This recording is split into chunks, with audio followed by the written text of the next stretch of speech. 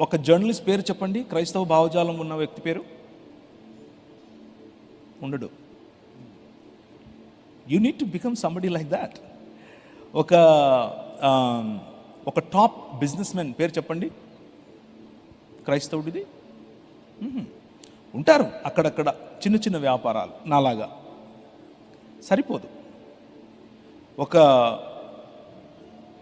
ముస్లిం గురించి, ఒక ముస్లింకు రాయి తగిలితే ఎవరు నిలబడుకొని మాట్లాడతారు పార్లమెంట్లో? ఒక పేరు చెప్పండి.